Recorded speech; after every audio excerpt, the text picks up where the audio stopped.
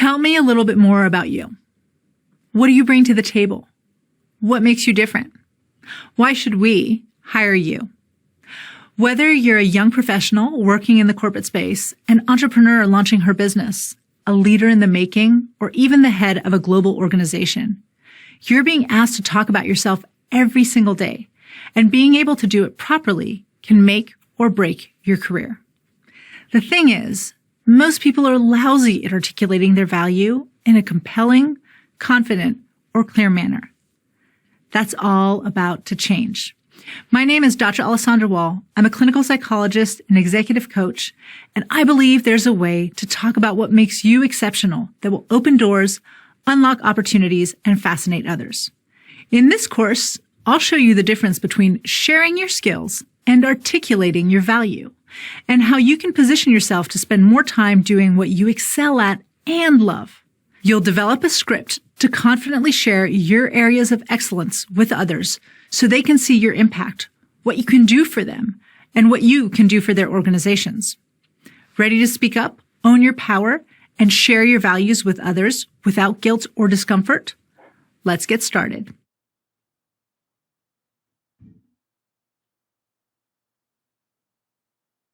Think about the last time you hired a true expert. Maybe a plumber, an electrician, your hairdresser, even your dentist. How did you choose who to work with? Chances are you tapped into your network, asking friends, colleagues, and neighbors who they knew and liked. And chances are you didn't rigorously vet everyone.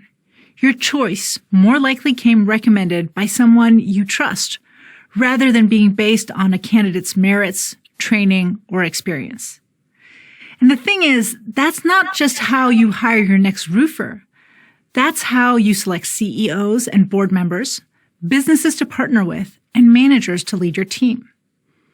Humans are social animals. We support, elevate, and promote the people we trust in our lives. The people inside your circle.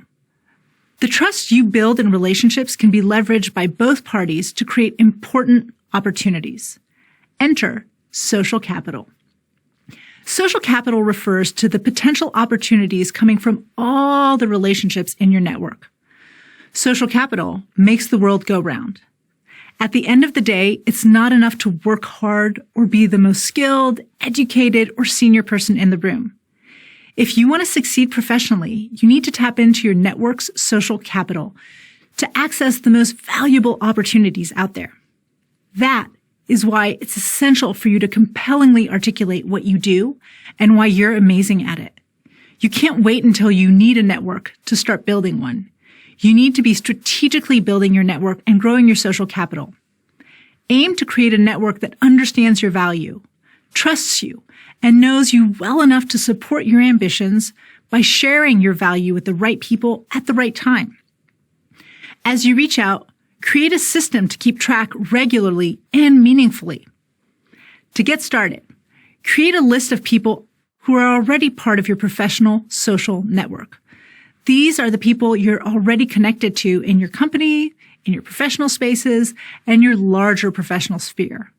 Then, make a second list of people you want to add to your network. These are the people you need to connect with in order to build your dreams and successfully reach your goals. So start to build up your network with meaningful relationships. Before reaching out, ask yourself, what do they need to know about me, and how can I be of value to them? And keep in mind that these relationships take time to build. The deeper the connection, the better you'll understand each other, support each other, and trust each other.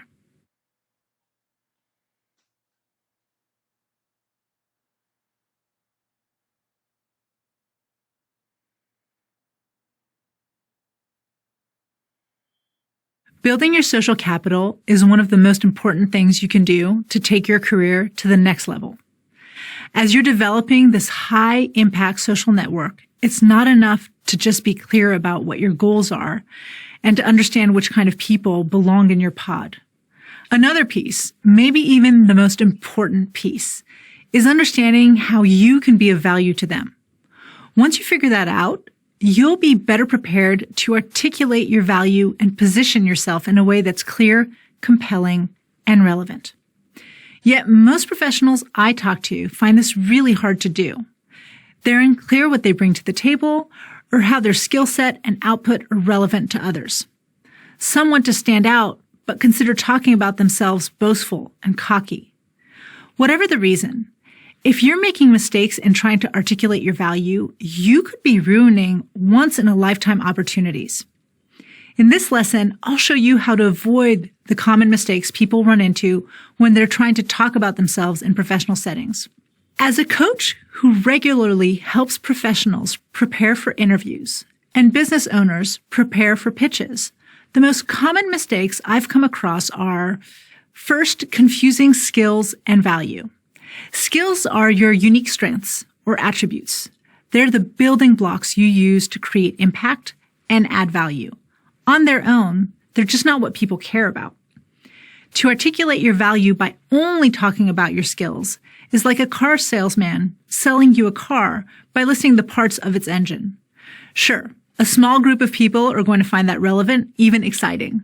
But most people presented with just that information would be bored, confused, probably both.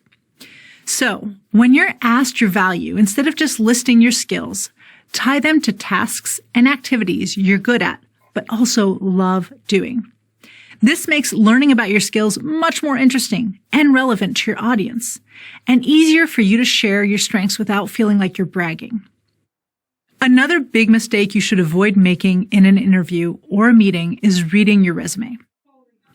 Now, I realize you're not actually reading from your resume, but introducing yourself by talking about what you've done in the past, your current job title, and the role requirement is boring. Don't waste the finite amount of time and attention granted to you by restating the information found on your LinkedIn profile. Instead, fascinate people.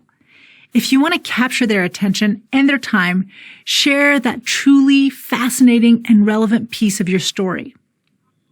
The last blunder made during interviews and networking events is keeping things strictly professional. Now, we're talking about building professional networks, so I'm certainly not advocating you be unprofessional. I am, however, suggesting that if you're asked to talk about yourself or what makes you different, you share your full self. Talk about what you're passionate about. Speak with emotion. Share non-work aspects of your personality. If building social capital is predicated on familiarity and trust, you want people to know enough about you to feel like they really know you. Now it's your turn. Think about the last 3 people you met in a professional context. Any one of them stand out? What made them fascinating or boring? And what do you wish they knew about you?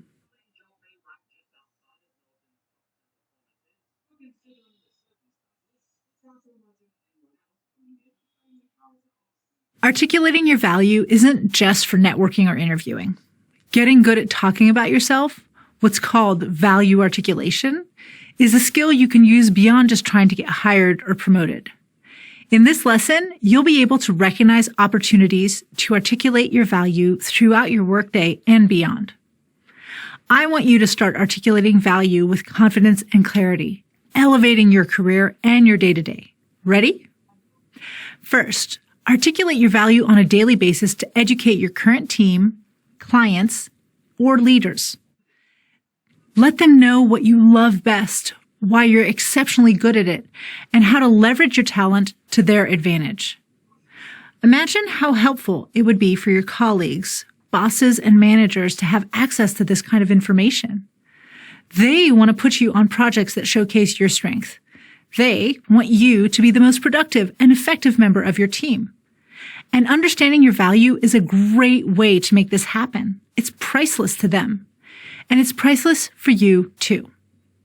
Next, picture yourself walking into work tomorrow, and your day is filled with exciting tasks and projects that allow you to shine. You get to showcase your talent and actually feel seen and valued. And as new opportunities arise that are perfect for you, you're actually brought into the loop. Wouldn't that be amazing?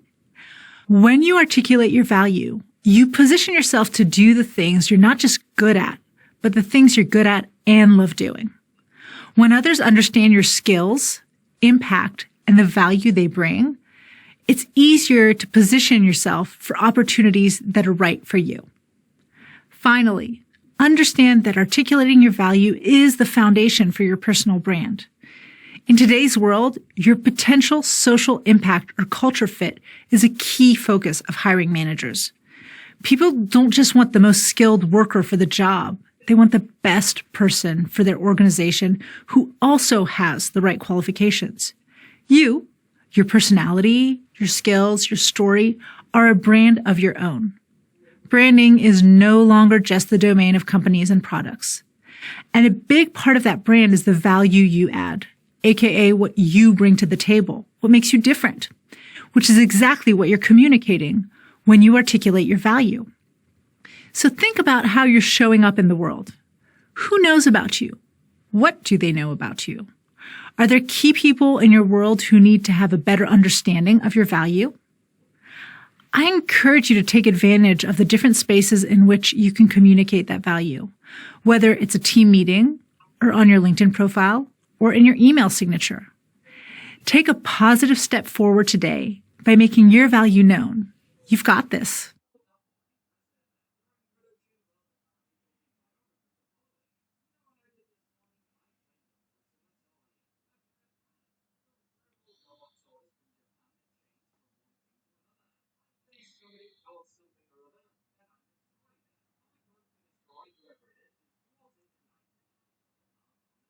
It's December. You've just stepped into what feels like your umpteenth professional holiday party. You're tired. It's been a long day. And all you really want to do is to get back home, change into comfy clothes, and relax. You've decided to stick it out long enough to meet a few new people, but then you're off. So, what is the best way to maximize your time and stand out and be unforgettable? Well, I'll tell you, it's definitely not by giving a canned 30-second elevator pitch or by sharing your job history. And yet, when someone greets you with, "What do you do?" or "Tell me about you," that's exactly what most of us do. No more. In this lesson, I'll show you the surprising secret of how to make an impact and stand out in a crowd of boring just by talking about the things that you're passionate about. How can passion make you unforgettable? Well, it's all in your head. Think about the last time you witnessed someone share something that they were really passionate about. A coach's heartfelt speech before the big game, a friend talking about a new job she's really excited to start, or a leader rallying their team to a big finish. How did that make you feel? When you talk about things that get you going, you smile more, your eyes open up just a bit wider, you speak faster, you lean in, you feel better, happier, and more excited. Passion brings energy, intensity, and emotion up to the surface, and anyone on the other end of that passion experiences it too. Your passion creates more passion.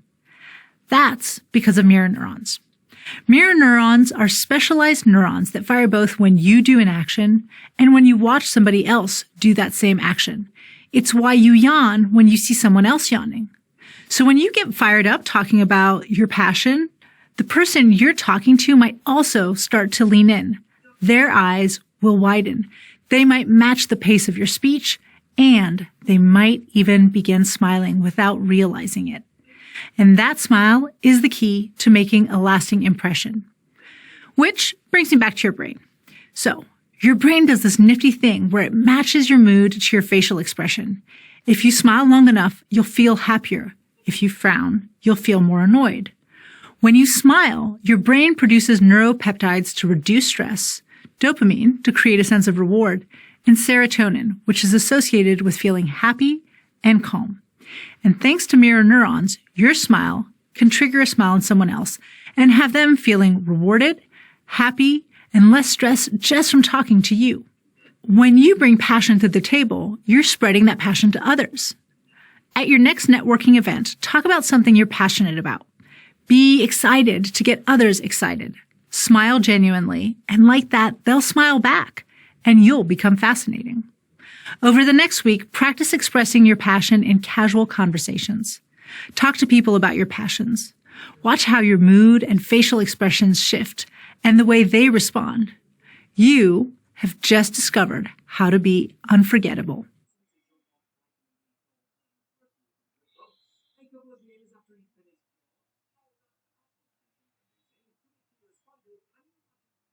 Talking about things you're passionate about and getting people excited is one of the easiest ways to make a lasting impression and stand out in people's minds. There's just one problem. In a professional context, it can be hard to find an opening for passion topics. Typical interview and networking questions, for example, are predictable and often boring. And you can't really answer the question, what value do you bring to our organization, by talking about your love of travel or your indoor plant collection. In this lesson, I'm going to share a simple process to help you passionately articulate your strengths and skills and showcase how exceptional you are and get you hired to do more of what you love. Think about your workday. There are probably projects and tasks that you do on a daily basis that you love doing, and others that fill you with dread. What skills do you leverage to be successful at both types of projects? Now, would you rather be hired for the skills that you excel at and love, or the skills you excel at and hate? It's a no-brainer. Of course, you'd prefer to see your schedule filled with tasks that speak to you. But too often, when you're asked to share your strength or highlight your skills, you default to talking about all your strengths, regardless of whether you enjoy putting them into action or not. Unfortunately, that means that you get hired to do things you both love and hate. Stop advertising and showcasing just any strength. Instead, highlight and talk about the skills and strengths you leverage on those projects that you both excel at and love. This has two advantages. First, and I'm repeating myself here, you'll be hired and chosen to work on projects you both enjoy and are good at. Another advantage is the level of passion with which you'll be able to talk about your work, your skills, and yourself in interviews and other meetings. When you talk about tasks, projects, jobs, and strengths that you love, you're far more likely to get excited, and your passion for what you do will surface. And passion is one of the easiest ways to get other people excited about and pay attention to you. So, the next time you're trying to decide what skills to highlight, whether for an interview or just talking with other professionals, think about projects and jobs you've deeply enjoyed working on. Identify 2 to 3 skills used in those projects, and that's what you're going to start sharing with the world when you articulate your value.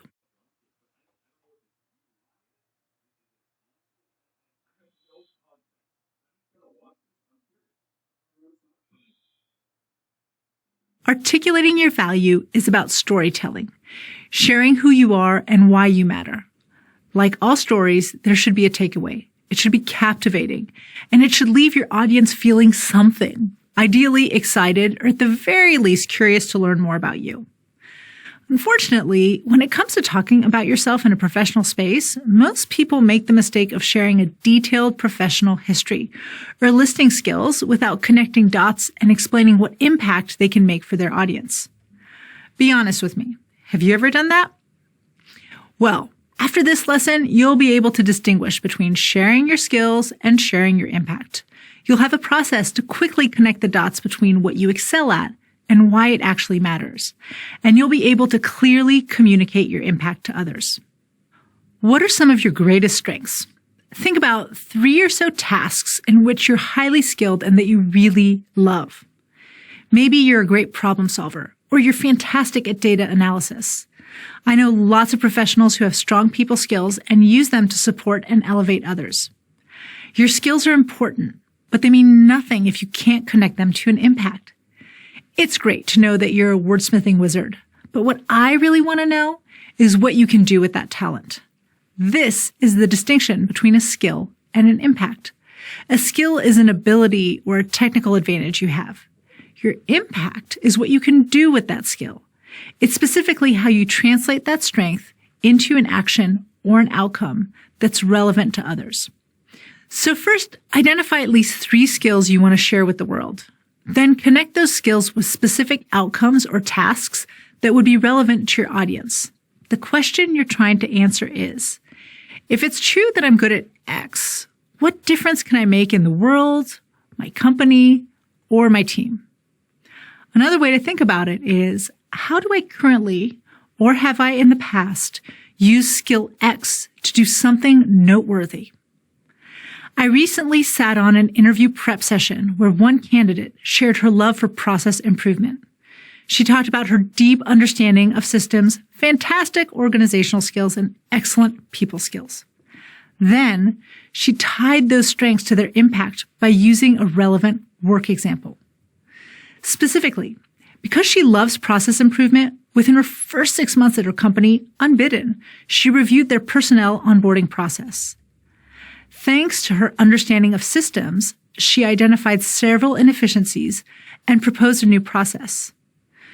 Because she's so organized, she was able to map out a plan and craft a proposal that was adopted by the powers that be. That's where her people skills came in handy, when it was time to carry out that plan, because she was both able to identify and work with the right people to implement a more optimized onboarding process. So try this yourself by mapping out the connection between your strengths and their impact. Grab a sheet of paper, or better yet, record yourself talking out loud. Now answer this question. How are you currently, or have you in the past, used a top skill to do something noteworthy?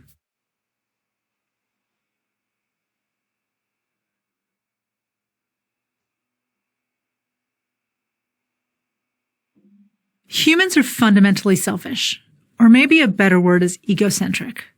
Your world revolves around you. What you care the most about is yourself. You might not like hearing it, but it's true, and it isn't necessarily a bad thing. But I'll get to that in a minute. The reason I'm bringing this up right now is so you understand that it's not enough to show others how skilled you are. It isn't even enough to connect the dots and demonstrate your impact. People need to know how your skills and your impact will benefit them directly. They have to understand, without a shadow of a doubt, that you can either solve a problem for them or significantly improve their lives. In this lesson, I'll show you how to use empathy and active listening to identify problems you can solve for others, and how to craft a final statement in your value articulation that will make you be truly unforgettable. When you see someone with a migraine, you can relate to their pain because you egocentrically compare it to your own experience with headaches. That might convince you to speak more quietly or to offer them a pain reliever. Lean into empathy. Use it to better understand the headaches your audience is experiencing. Then articulate your value as a solution to their pain. The specific benefit you provide is your value proposition. It's the key to their hearts, and it's what's most interesting and compelling to your audience. To articulate a clear value proposition, you'll first need to know what real problems someone's trying to solve. You can gain this crucial information by practicing active listening. Pay attention when people talk about their frustrations and needs. Ask the right questions. If you're applying for a job or a promotion, find out how having a new candidate in place would benefit the interviewer. What would it free the interviewer up to do? If a future boss, team member, or colleague is talking about a goal they want the new hire to reach, ask them why achieving that goal is important. How will it make their life better? The answers you get from these very important questions are going to frame your value proposition. Here's a quick example. I have a dentist with an impressive CV, an amazing office, and a skilled team of dental hygienists. My dentist's value isn't that he can clean my teeth, fix a crown, or prevent tooth decay. The real value my dentist offers is that his services allow me to smile confidently and give me peace of mind knowing that in my old age, I'll have teeth to chew my food with. Now it's your turn. Think about something you do every day at work. What value does your work have for your team or your organization? What real solution are you providing? And how are you fundamentally making their lives better?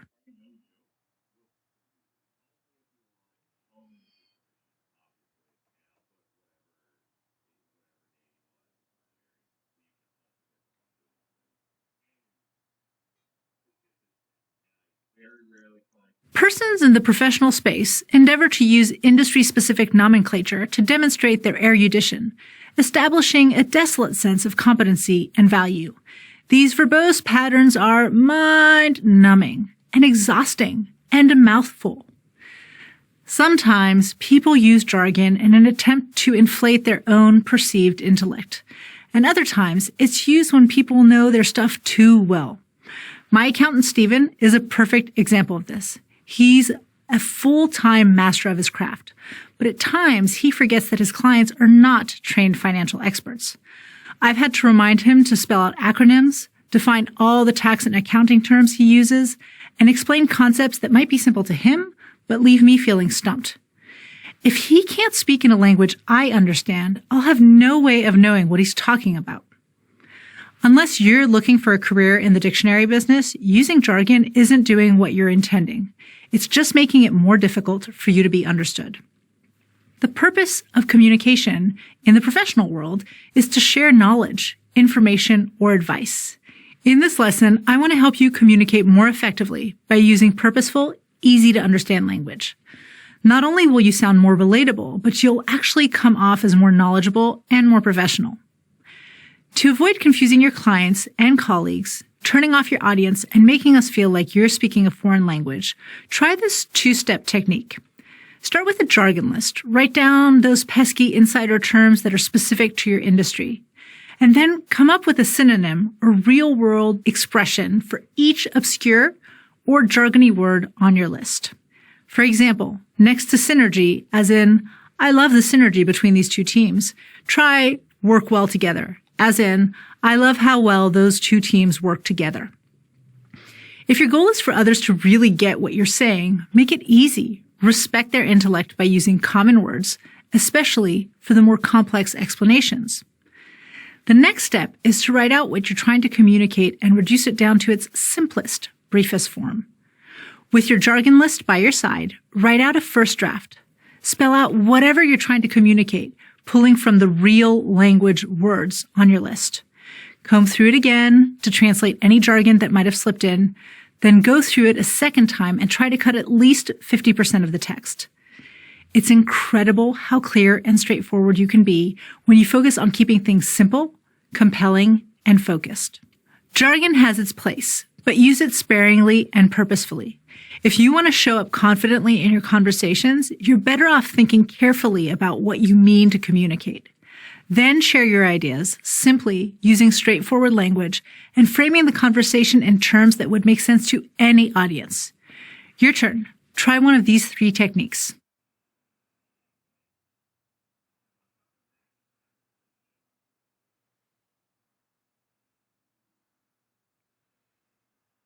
Nothing kills confidence like thinking you need to be perfect to be valued. When I started out as a psychologist, I tried to play the part of the serious, experienced, and distinguished psychotherapist with my patients. I didn't want them knowing that I had more to learn, or worse, questioning my ability or my experience. So I pretended to be a more professional version of myself, the experienced psychologist. But my value wasn't related to being perfect. It actually came from being warm and empathetic, from being a good listener, and a knowledgeable doctor. Giving up the act and understanding what made me good enough, and sometimes even excellent, made all the difference professionally. In this lesson, I want to show you how to let go of unreasonable standards and help you find comfort and real success in just being yourself. There's nothing wrong with wanting to be more knowledgeable or experienced. Striving for excellence can be motivating. Expecting yourself to be perfect, however, is absolutely destructive. Perfection is unattainable. Strive for it, and you'll never feel like you're good enough, which in turn is going to make you more anxious about your performance, so you'll show up looking and feeling insecure. I see this happen all the time.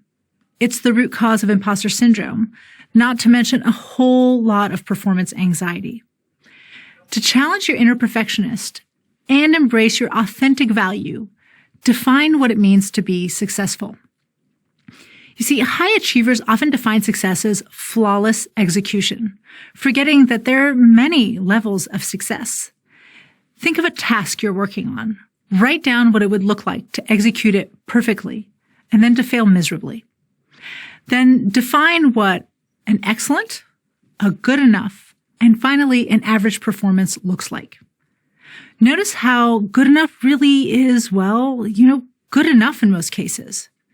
Not everything is going to require your highest level of execution. So depending on the task, you're going to want to show up somewhere between that good enough standard and that excellent standard. When I was a new psychologist, I didn't understand what truly made me a good therapist. I thought that the only way I could add value or be seen as valuable was to show up as the perfect expert, the great Dr. Wall. I was distracted by self-doubt and the role I was trying to play, and I actually couldn't fully lean into my strengths. Your value doesn't come from being able to do it all. You don't need to be perfect to be great at what you do. Most of your value actually comes from knowing how to leverage your qualities and strengths effectively to meet the needs of your team, your organization, and your clients. In other words, there's more to you than your degrees, your expertise, or your technical skills. For example, being nice might not seem like an important professional skill until you understand that being nice means you show up as fair, supportive, and collaborative in problem-solving situations. Your turn. What makes you uniquely you? Write down your top qualities. Then list at least 2 ways you can use each one of those qualities to make a significant contribution to your professional network. Everyone wants to show up at their best. Sometimes you might think that means that who you are right now isn't good enough. Expecting yourself to be perfect only reinforces that feeling of inadequacy. And you risk disappointing others by creating impossible standards you can't possibly meet. Instead of trying to be perfect, lean into your authentic self. Identify, reframe, and leverage your existing strengths to meet the demands of your current professional space. Showing up as you are is always better.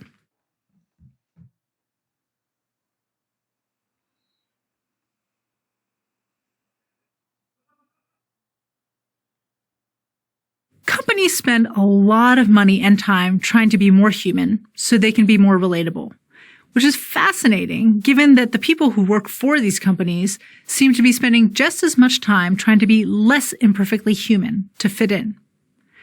Trying to seem neutral and flawless might seem like the safest way to show up in a professional conversation, but hiding your true self makes you less relatable, and holding back from sharing personal experiences and emotions can actually work against you professionally.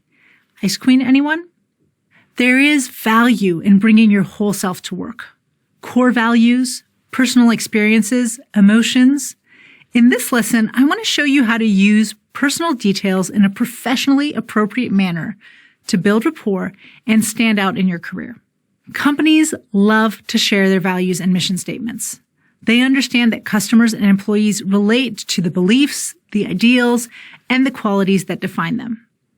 One way to bring your whole self to work is by articulating your core values out loud. Think things like honesty, commitment, or humor. Think of 3 to 5 core values that matter to you and how these values get expressed in the way you work and show up professionally. Next time you're asked to talk about your work, tie your approach, impact, or your outcome to one of these core values.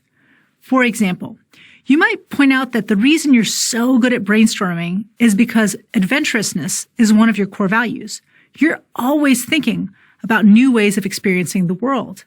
And those brainstorming skills are what you use to come up with all those innovative designs for your firm, which is how you're going to help them hold on to their title of most avant-garde firm in the industry. Another way to show your more human side is through storytelling. Stories are a great way to create universal connections, build empathy, and foster a sense of belonging and sameness. They provide a great framework to share professional traits or core values without being dry. I love telling people about the 4-hour, no exaggeration, conversation I had with the president of a big food company in the economy section of an international flight. It's a great way to showcase one of my strengths, rapport building, and to highlight the value of organic networking, something I'm constantly trying to teach my clients to work on. You try it. Think of 2 to 3 skills or values you want to share with your professional network. What personal stories could you tell to showcase them? Another way to bring your whole self to work is by showing a bit of vulnerability and unvarnished truth. I'm not saying you need to reveal your darkest secret to your boss, but simple things like communicating your excitement or anxiety at a new opportunity or sharing small personal facts can create a sense of familiarity and intimacy the professional kind, and trust. You tell me, what feels more personal when answering the question, how are you? Saying fine or saying, well, it's Monday, my coffee's hot, my inbox has less than 50 unread emails in it, so all in all, I'm doing great. You? There's a time and a place to share your personal self at work. Many of the most charismatic and effective people do this often and well. You too can use your personal experience to highlight or reinforce messages about your value. Use emotion words to communicate investment and humanize your message.